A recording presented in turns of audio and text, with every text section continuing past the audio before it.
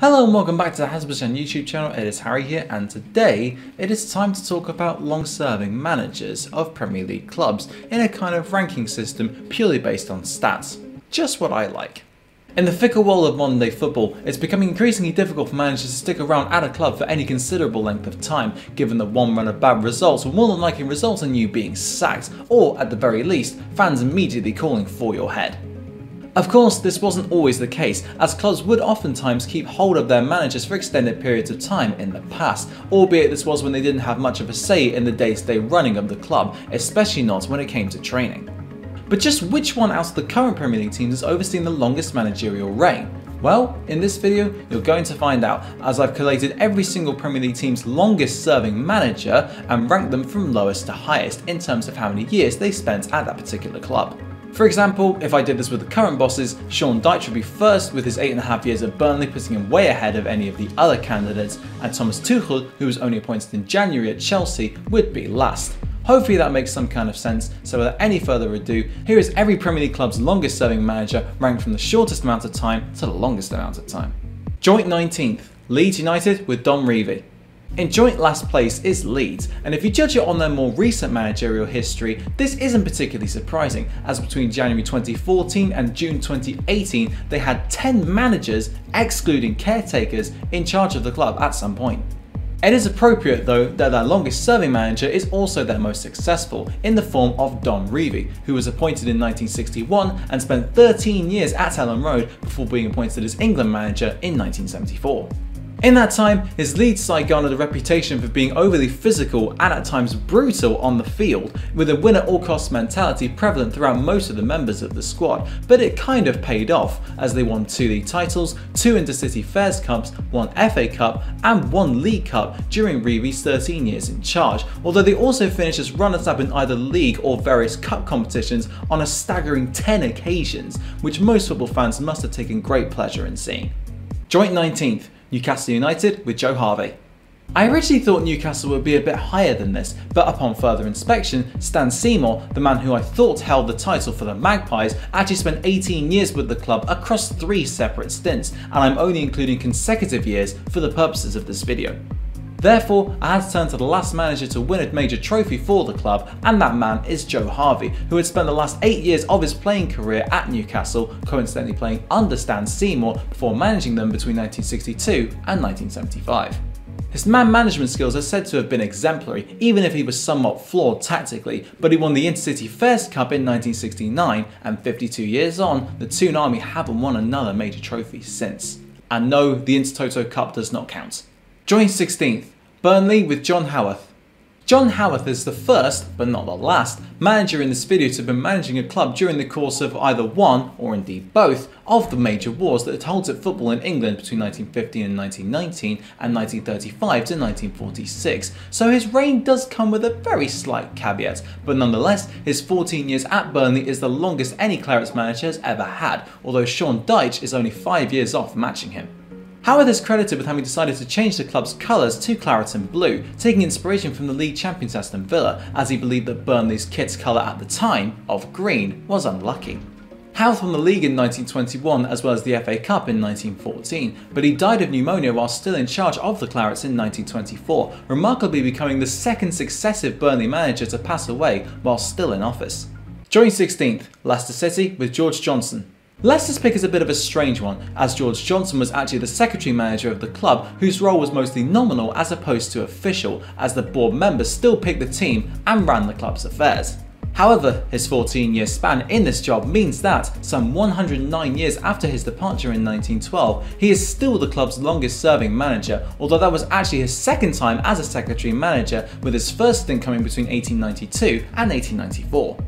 If you discount Johnson, then Matt Gillies' 10-year stint from 1958 until 1968 as the club's proper manager would be the correct answer, but I'm going with Johnson, who is the first manager in this video not to have won a trophy at all with the club in question. Joint 16th, Manchester City with Wilf Wild. Wilf Wild's Manchester City career did overlap with the Second World War, but I still think he's a fair choice, although if you don't, then Les McDowell's 13-year spell between 1950 and 1963 would be the alternative. Wild's time at City was most certainly that, as they won the FA Cup in 1934, a year after losing in the final, and they lifted their maiden First Division title in 1937, although the year after, they became the first, and today only, English champions to suffer relegation the season after winning the league. He immediately won them promotion back to the First Division before, of course, football was interrupted by the commencement of the Second World War, but in 1946 he has to step down from the post to become the club's secretary, leading the way for his former club captain Sam Cowan to take the reins.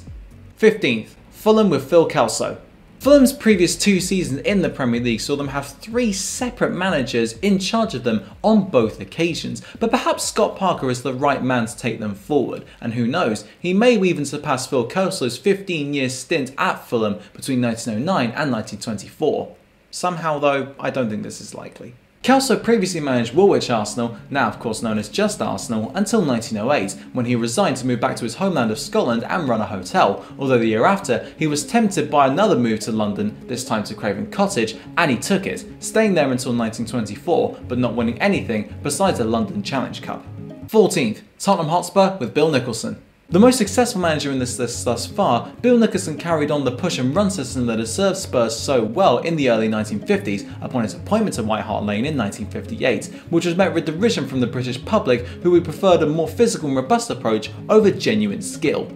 In spite of their critics, the Spurs went marching on to immense success, winning 1 league title, 3 FA Cups, 2 League Cups, 1 UEFA Cup and 1 Intercity Fairs Cup during Nicholson's reign at the club, the latter of which making them the first British side to win a European trophy.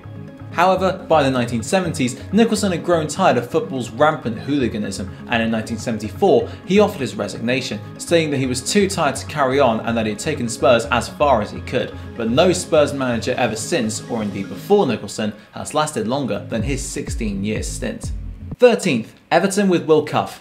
Will Clough holds the distinction of being the only manager to ever win the First Division during a world war, as despite the conflict not being over by Christmas as many had predicted, football still carried on in its traditional format for the 1914-15 season, and Everton emerged as victorious, before everyone realised how serious the war actually was and sportsmen started to be enlisted, thus ruining the football scene, and indeed the sports scene in England, for a good few years. Clough had taken charge in 1901 and stayed until 1918, becoming chairman of the Toffees 3 years later, and weirdly enough, he not only once again spent 17 years in his post, but also oversaw the second longest managerial reign in Everton's history, with Thomas McIntosh lasting 16 years before dying of cancer in 1935. Joint 11th, Crystal Palace with Edmund Goodman. Edmund Goodman's playing career was cut short by a brutal injury sustained whilst playing for Aston Villa's reserve team, which led to him having to have his leg amputated, but when Crystal Palace asked Villa for help in setting up their team, Goodman was offered to Palace to play a pivotal role in developing the club.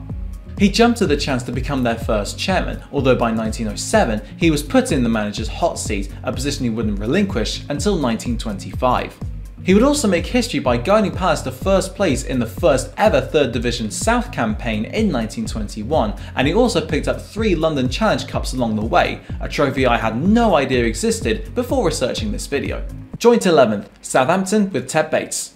Between 1955 and 1994, Southampton only had 4 managers, and unsurprisingly enough, it is from within that time span that their longest serving manager, Ted Bates, was in control of the club. He took over the club 2 years after they'd been relegated to the 3rd Division South, but he gradually began to rebuild the club with an emphasis on youth, with the likes of Mick Channon and Martin Shivers coming through the academy under his stewardship, and in 1966 the club won promotion to the 1st Division for the first time in their history. He made them a steady top half side, even qualifying twice for Europe, although in December 1973, with the Saints mired in a relegation battle which they would go on to lose, Bates stepped down, bringing the curtain down on his 18 years at the club. 10th, Liverpool with Tom Watson. I originally thought the answer would be Bill Shankly's reign between 1959 and 1974, but upon further inspection, it turns out that a man who looks suspiciously like Oliver Hardy lasted 4 years longer than that. Tom Watson was Liverpool's second ever manager, having been appointed upon the Reds' first promotion into the First Division in 1896, and he would also win the first 2 of the club's 19 league titles to date, as they came in 1901 and 1906. He took charge of the club during the 1914-15 season, but sadly died at the end of it, and as a result of the lack of footballing activity in the country for a good few years, it would take until December 1919 for Liverpool to appoint David Ashworth as his replacement. 9th, Arsenal with Arsene Wenger. Perhaps understandably, Arsene Wenger is the most recent manager to feature in this video, given that his departure from Arsenal was just 3 years ago.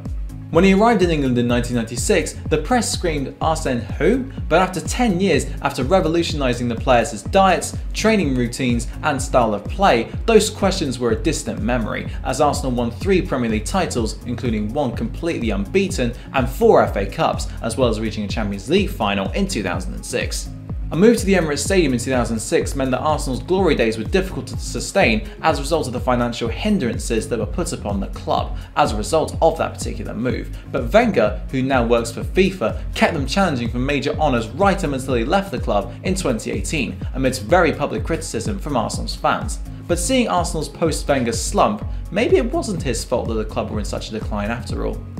8th, Chelsea with David Calderhead. Chelsea becomes synonymous with harsh managerial sackings ever since Roman Abramovich's takeover of the club in 2003, and although it hasn't been 26 years since that event, so long as he remains at the club, I don't see anyone topping David Calderhead's 26-year stint at the Blues, which took place between 1907 and 1933. Despite being relegated twice with the Blues, the hierarchy stuck with him through thick and thin, although a major trophy would elude him, with the closest he came being a 1915 FA Cup final defeat at the hands of Sheffield United. 7th, Manchester United with Sir Alex Ferguson. Coincidentally enough, the Premier League's traditional Big Four all come in quick succession as we reach the point where I have to talk about the doyen of British managers and, arguably, the greatest manager of all time in the form of Sir Alex Ferguson. It certainly didn't look like he would last 27 years at Old Trafford, as after just 3, his job was already untenable, but a 1990 FA Cup win set him on his way to asserting United's hegemony over the English game.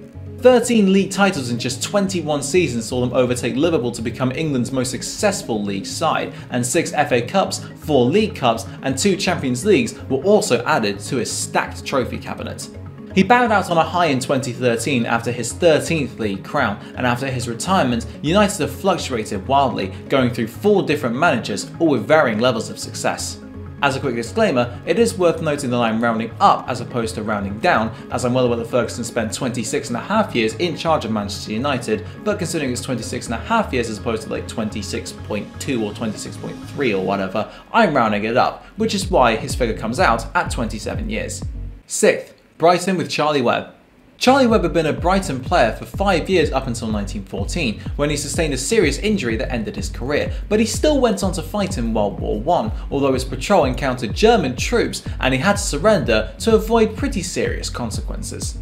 He spent time as a prisoner of war in Mainz, but upon his demobilisation, Brighton offered him the manager's post in 1919, which he willingly took. He would remain with the Seagulls until 1947, although they would never escape the 3rd Division during this time, with their first promotion coming 11 years after Webb's departure. 5th, West Ham United with Sid King.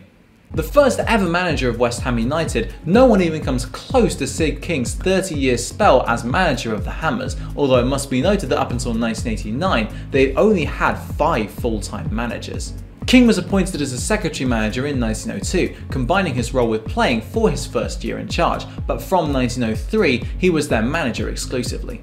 However, his final year at the club will be mired in tragedy, as King started to suffer from depression and alcohol addiction upon the club's relegation from the 1st Division in 1932, and after losing 9 games in a row the next season, the Hammers suspended him for 3 months and banned him from the ground, terminating his contract at the start of 1933. King committed suicide just a month later.